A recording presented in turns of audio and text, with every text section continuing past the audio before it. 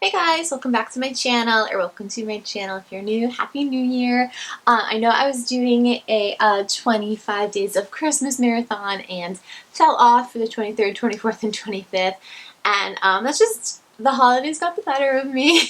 I was planning like the whole week leading up to like the 23rd, 24th, and 25th when I was going to be home. The entire week I had planned to do like extra videos, like film them so I could just upload them easily, and then that didn't happen. And then flying home, I just like on the 23rd, once I got home, I was just like dead to the world because traveling cross country is it's very draining. And then it was Christmas, so I'm really sorry about that, but I hope you guys forgive me. And I'm going to be doing some more ukulele stuff. I got a new one for Christmas. My parents got me a kala, which I'm so excited about. And I'm going to start doing a 15-minute songwriting challenge. So if you guys want to follow me on Instagram at Nicole Foti, I'm going to do one of my stories something where you guys can kind of suggest topics, and I'm going to pick one at random and then write a song about it. So that'll be super fun, and yeah, I think it'll just be like a fun way to start the year. So I'm doing my like December wrap up for the second half of December, and then my January TBR in one video, because I just like really relaxed this last couple weeks of the year, and I'm like ready to like go now, but I needed to relax, so I didn't read a whole lot. What I did read, I finished The Healing Code. It is like a self-help book about how we have these cellular memories that kind of mess up our like you know, like how we think about ourselves, and it just like kind of messes up your life a little bit. So it's supposed to like heal these cellular memories that you have that are making your life not go quite the way you want it to go. It was super interesting. Not to sound dumb, it sounds like it was very sciencey in the beginning, and I was reading it like like it was a little bit heady in some parts, but they were just trying to teach you the science behind this whole method. And I am going to reread this. I'm rereading The Secret right now. I always read a self-help book in the morning, so I'm rereading The Secret, and then I'm going to reread this again right after I'm done with that, because I think rereading it quicker rather than later is going to help me a lot. But I've started doing it, and it's super interesting, and I'm not sure. I think there are some results to it, but I'm not quite sure yet. So I'm going to just try to keep doing it consistently and see what happens in a month or two. But it's very interesting, and I recommend it. It's an interesting read. The next book, which I actually left at my home in Massachusetts, I finished The Toll. Neil Shusterman is like a really thick book, and I legit couldn't fit it in my suitcase after Christmas, so I left it at home. But it was this really thick book. It's the last in the Sight series. I was a little disappointed. I know I talked about it in my mid-month wrap-up, and I was hoping I wouldn't be disappointed by the end, but I was. I feel like he was trying to do a lot and didn't do a lot well. It was just, there was a lot going on, and it was almost, I don't think enough of what was going on was set up in the first two books well enough that I cared about a lot of it. And then I felt like because there was so much, there would be storylines that wouldn't come back for so long, and then when they came back, I was like, oh right, I completely forgot about these people. So it was just, I feel like they could have cut something, like just one of the weird storylines, because there's just so much, and I don't know, it didn't do it for me, unfortunately. I gave it 3 stars. It's just, the two main characters, I was satisfied with their ending. It made me happy. I won't say what it was. I was satisfied with it though, and like I felt like that was good. But you know, like Goddard, the like antagonist, I felt like, hey, no barking, please. I just felt as though all of the other storylines weren't hashed out enough and didn't develop enough, and I was just like left wanting more for so much of it. I feel like Goddard and Rand, his kind of second in command, I feel like their characters were both so interesting, and I wanted to know so much more about them, and I don't think it went into them enough. And maybe that's just a personal thing. And then I felt like the whole thing with, they had this like tonist thing, and it was just, I don't know, it was just, it felt so flat for me, and I was so disappointed because I loved the first book. The second book I was kind of like, about, but I was anticipating that they were setting up a lot for this third book to be really epic, and I just didn't find it really epic. So, and he also, I don't know, maybe it's just because there's been some time from the second and third book from when I read it, but I feel like he kind of vaguely introduced these random characters who became super important in this third book, but I don't know if they left enough an impression on me in the second book for me to be like, oh yeah, this person. It was just, I don't know, I was really disappointed. So that's that with that. And please let me know if you've read it, like what your thoughts were, because I'm interested to see if people enjoyed it, what they took away from it, because maybe I just wasn't reading it in the right mindset or something because it was the end of the year. I don't know, but I really wanted to like it so much more than I did. Maybe my expectations were too high. That was probably it.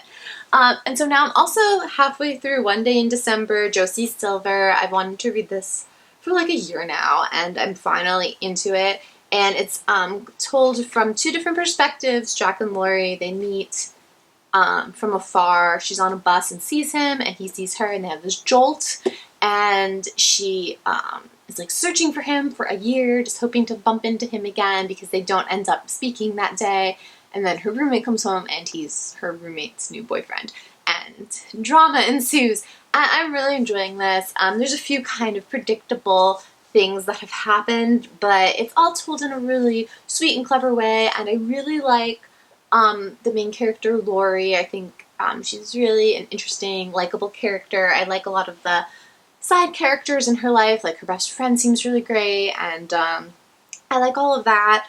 The main guy, Jack, is that his name? Yeah, Jack. I just said that.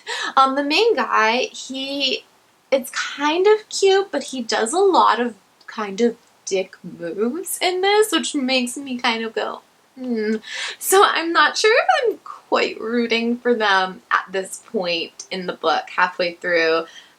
We do get his like thoughts and his perspective on why he does what he does, but I'm still kind of like, okay, like, so I'm just, I don't know, I'm hoping that kind of changes a little bit. In the beginning it wasn't too bad, it was sweet and cute, but as things have gone on, he hasn't handled things well, in my opinion, so it's kind of annoying me.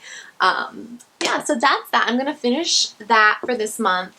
I also had this book, Ballet Shoes, on my TBR last month, which I didn't get to, and it is a book I've really wanted to reread for a long time, so that's also on my January TBR. The next book I have is Rich People Problems, Kevin Kwan. It's the third in the Crazy Rich Asian series.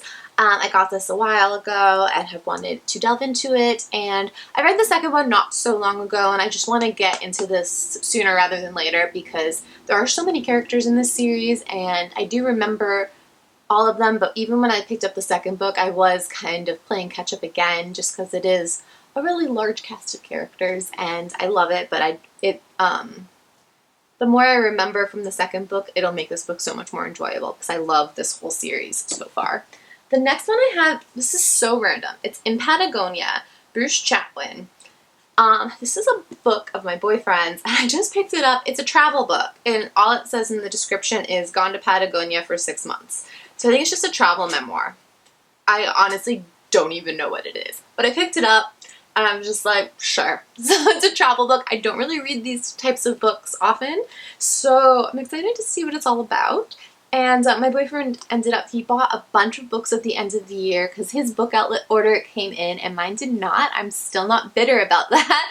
And then he brought a bunch of books from home in Massachusetts here. So we just got a big influx of a lot of written books that I wouldn't necessarily pick myself, but it's fun having him with his different interests and perspectives come in and kind of pick different books for our shelves. I think that's really fun. It's like having a library. Like, sometimes I go to the library and just wander through and pick something that I might not normally pick, so I can do that in my home now, which is super fun. The next book I put on my TBR is Wicked, Gregory Maguire. I started reading this a really long time ago. I feel like I might have been in high school when I started reading this. Is it that old? Yeah, I mean, I think I was in high school when I started reading this book, and I didn't particularly enjoy it. I remember there was this whole series of books kind of told from the antagonist perspectives in these different stories, and I was all about it. But when I started reading this, I was really disappointed then, but that was a long time ago, and I've always wanted to repick it up. I love the musical so much, so, and I know it's like very different because it's a book, but I just wanted to try it again because that was so long ago, and I want to see like where I'm at now with it. The last book I have is The Golden Hour, Beatriz Williams. This is a book I got. I got like a whole bunch of books this summer, and essentially, well, also just first of all, very pretty. It's like a pretty book. It has these like, what is it called? Deckled edges? I think it's called deckled edges, but I love those. They like feel really rustic to me, and it takes place, and honestly, oh, it's a World War II era book. And it's basically a newly widowed Lulu Randolph arrives in Nassau to investigate the governor and his wife for a fashionable New York magazine. After all, American readers have an insatiable appetite for news of the Duke and Duchess of Windsor, that infamous couple whose love affair nearly brought the British monarchy to its knees 5 years earlier. And what more compelling backdrop could there be than a wartime Caribbean paradise, a colonial playground for kingpins of ill-gotten empires? So Lulu imagines, but as she infiltrates the Duke and Duchess's social circle and the powerful cabal that controls the island's political and financial affairs, she uncovers evidence that beneath the glitter of Wallace and Edward's marriage lies an ugly and even treasonous reality. So that sounds very, I don't know. It's also, I'm kind of picking a lot of books that I might not normally pick in day-to-day life. Like, I just got this for the cover, basically. But I'm like interested to see like how I like all these books and how it kind of expands what I might be into in the future. So that's it, guys. Let me know in the comments what you're reading this month, and if you did read The Toll, please tell me what you thought of it, because I feel like I'm crazy for not liking it, but I don't know. I just like want to know what other people think about it for real. Also, I put my Goodreads link down below. I made my 2020 challenge 100 books, which is really, I did that last year too, but I started it like midway and just, I failed so hard. But I made it 100 books. I read one, so we'll see how that goes. And also, I started a Patreon, so I'm gonna link that below in case you want to check me out on there. I just like saw a lot of people doing it, and I was just like, I'll do it too. So that's it. As always, subscribe below, hit the notification bell, and I'll see you guys next time. Thank you.